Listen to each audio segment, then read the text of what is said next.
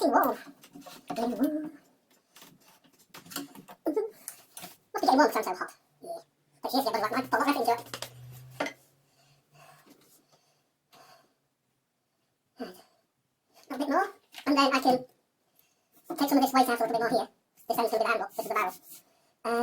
I can speed it up and clean up all the cuts. So at the moment I'm turning at 800. And I'm going to clean up, I'd like to be somewhere close to 1500, 2000.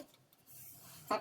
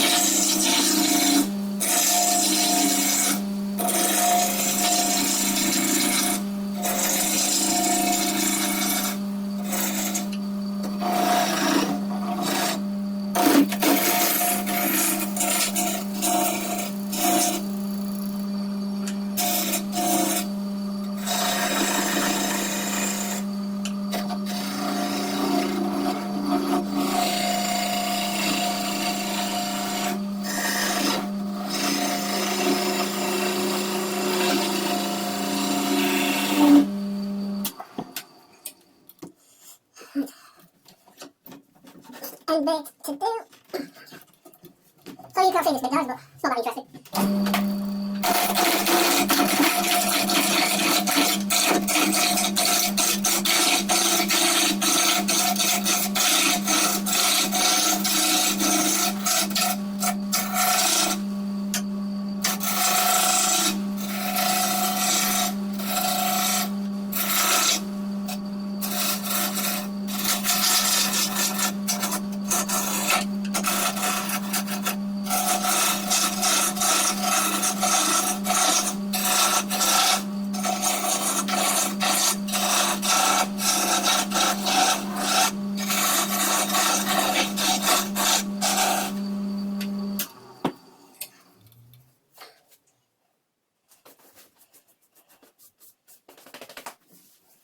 Right. I need the verniers now. I can't remember where I put them. So I think I'm going to have a pause there, have a cup, find my verniers, and then come back. Hi guys, welcome back. So I had to stop for a couple of days because something was wrong with the lathe and I couldn't work out what it was at first. And it turns out to have been two things. One is when I got, you may have noticed earlier, I got a catch. It looks like it undid the chuck, or started undoing the chuck, and the lathe itself had come unfastened. So I've dealt with those, and the spindles, cranks on the lathe needed lubing up, so I've done that. And now, whoops, turns. But what is happening, and I'm not sure why, is that the chuck is coming undone. I mean, I can still turn and everything, it's just that I have to keep checking. Now, I'm not sure if it's just because that this is quite a large item.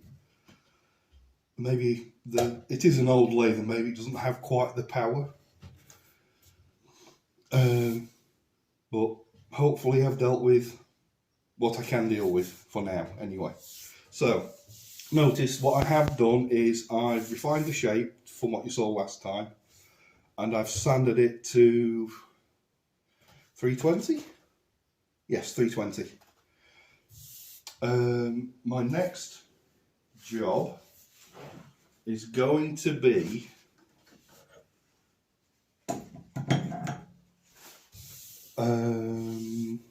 cut and polish. I'm going to cut and polish it. When I remember where I put my cut and polish. Yeah. So yeah, chestnuts, cut and polish. So that's what I'm going to do now. And then once I've done that, and I'm going to go over it with methylated spirits, which is in the US denatured alcohol, to get the wax back off. And then I'm going to seal it, put sanding sealer on it. Yeah, so that's what I'm doing now.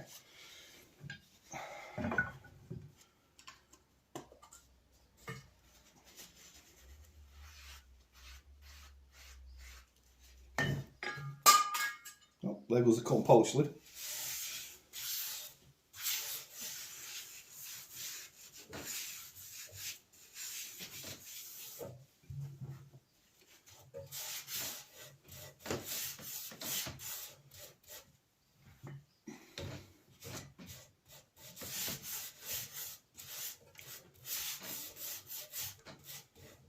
I am looking forward to when I can get a new lathe.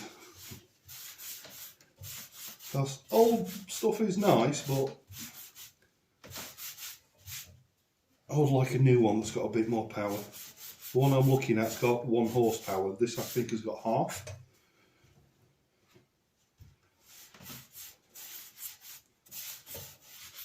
And I know that there are plenty of lathes out there that have got more power, but not in my budget, I'm afraid. And I'd also like something where I can do plates and platters. What? Don't know if you can hear that, but my cat's objecting to the fact that he's not in here. What? You know you can't come in here when I'm working. It doesn't matter, you still can't come in. No. Here's the thing. He's objecting to not being able to get in here. But he could very easily push the door open. No! Can eat your lunch.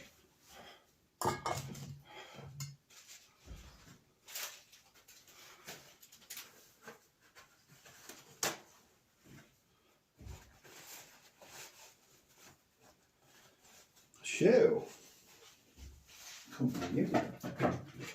Oops.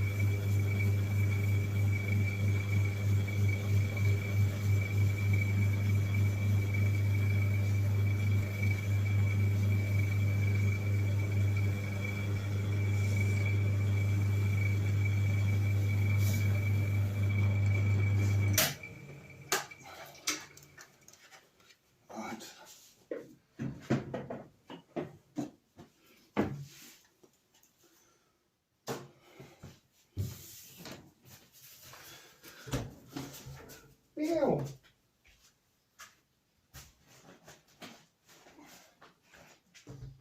No. No.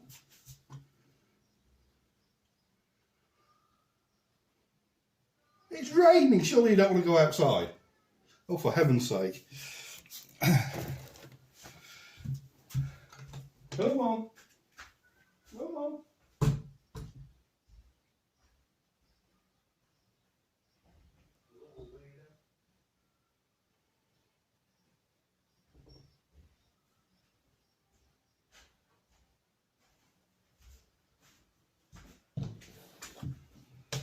Sorry about that, guys. It's hammering it down with rain and the cat decides he wants to go outside.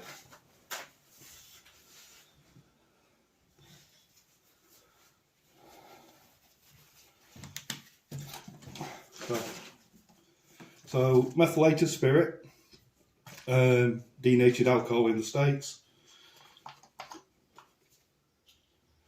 Here it's coloured so that people don't mistake it for something that's actually drinkable. God help you if you ever try and drink this crap. I've no idea what it'll do to you, but it ain't going to be pleasant.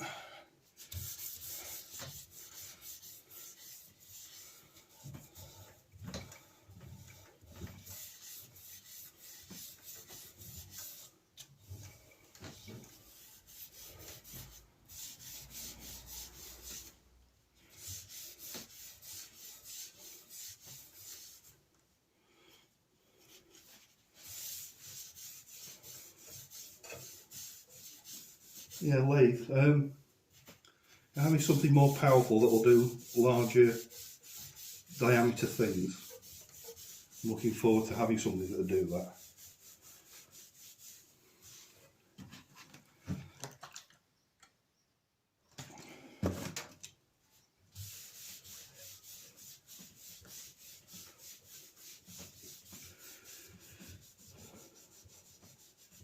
Well, if anyone's interested, the one I'm really thinking about is the Axminster AC370.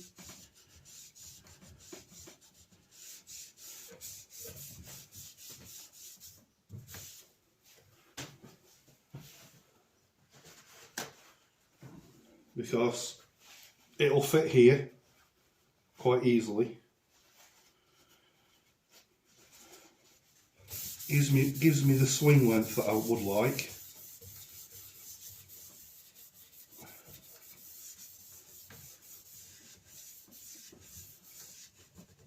And it's got the extra power for doing the larger items.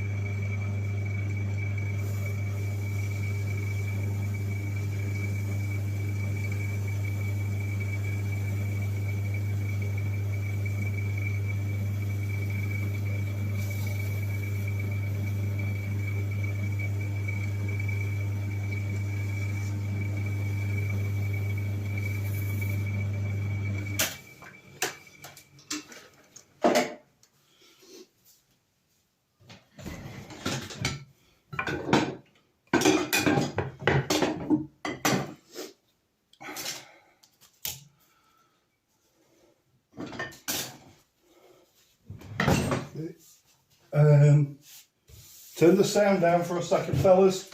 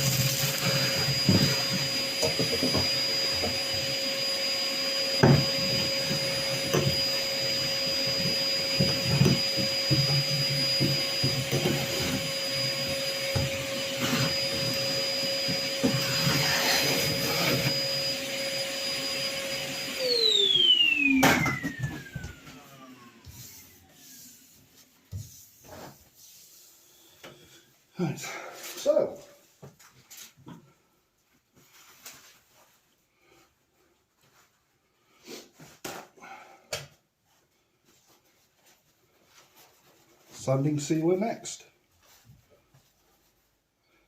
Once I put the sanding sealer on, I'm going to pause the recording again and give it time to dry. So I'll probably go and have my lunch. It's about lunchtime now.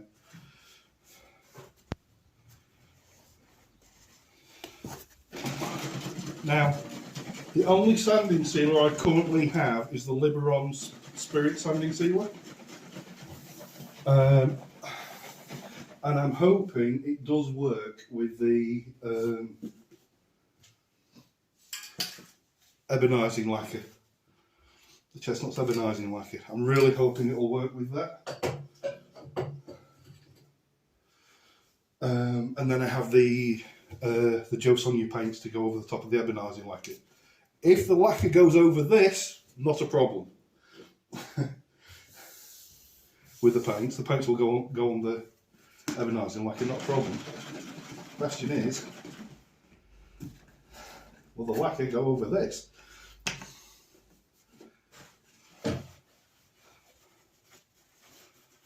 Oh, this is the only item I didn't get during this entire process from Emma the Tiny Turner. I got this a while ago from Ed Oliver. I'm going to say it's lasted really well, Ed, if you watch this. Oh.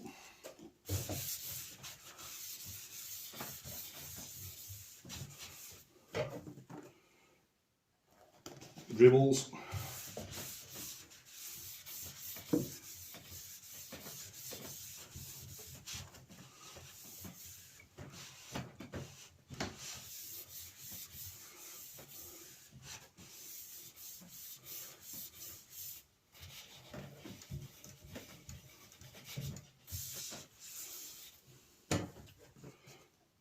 Oh.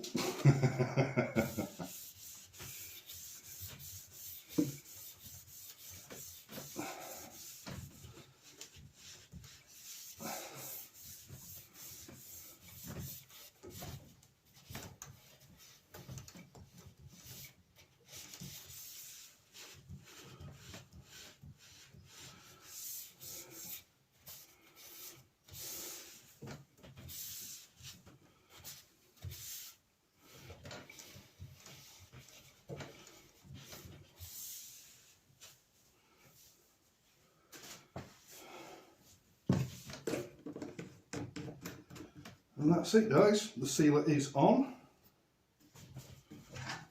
I'm just going to let that dry now. We'll put it on a low speed and let it spin. So it's at 480, which is as slow as this will go. So I'm just going to let this spin and dry off. Get that piece of paper out of there. There we go. And I will be back shortly.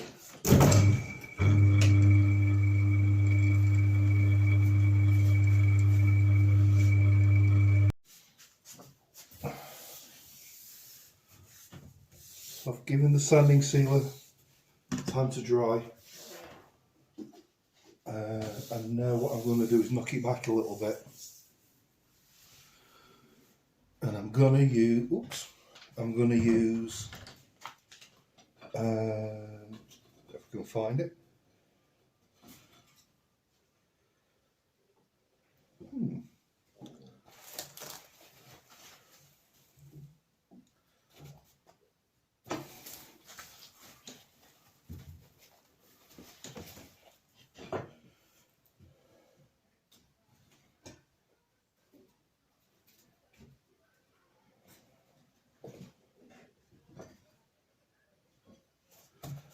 where did I put that? Ah.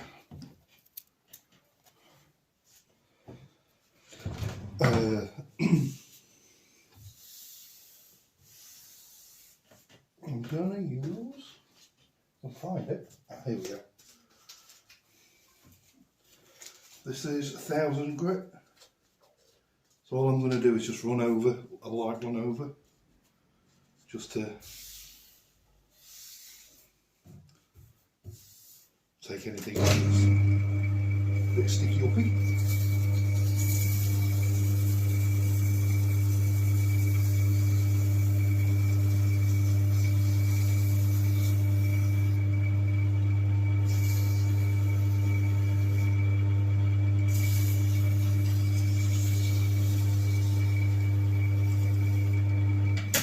What's that done?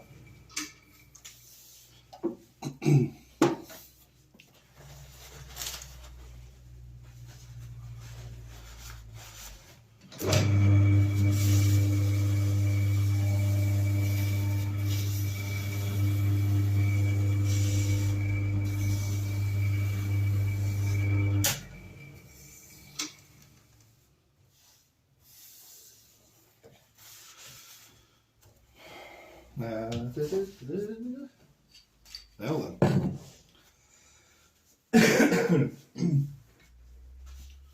Stress something here, guys. I have never used this stuff before, so I'm not 100% sure how it's going to go.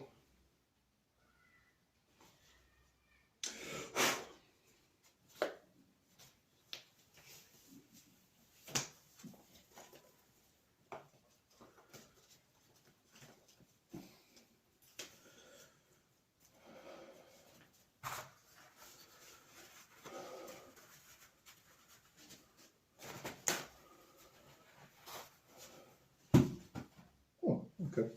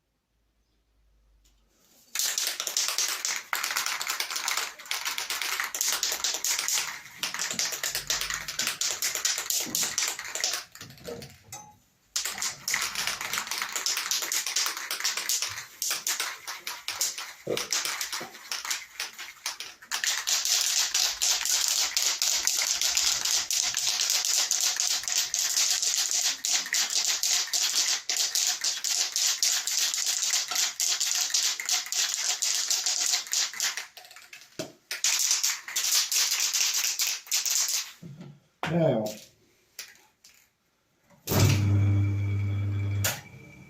do I put this on while it's running or not? I don't know. I'll try the flour up first.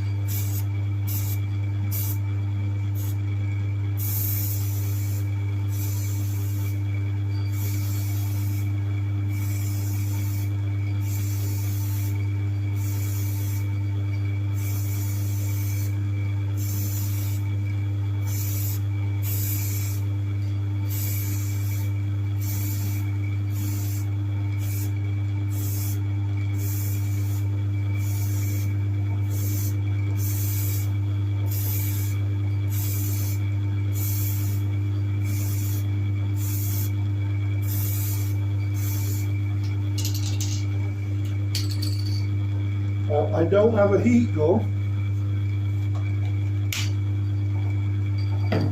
so I'm just going to let this spin.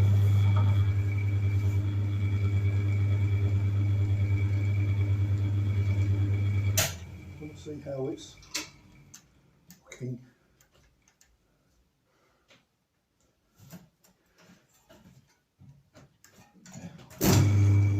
Yeah, so now I'm just going to let this spin dry. So I shall pause it again now and be back in a little while. Second coat time.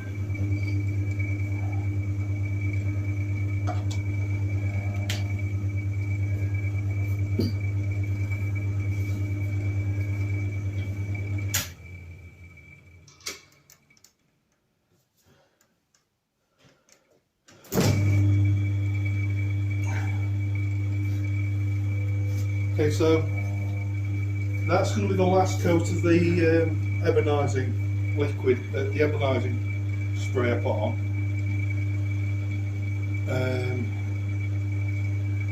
So yeah, the next thing that's going to be happening is when I tape it for the patterns I want to put on here.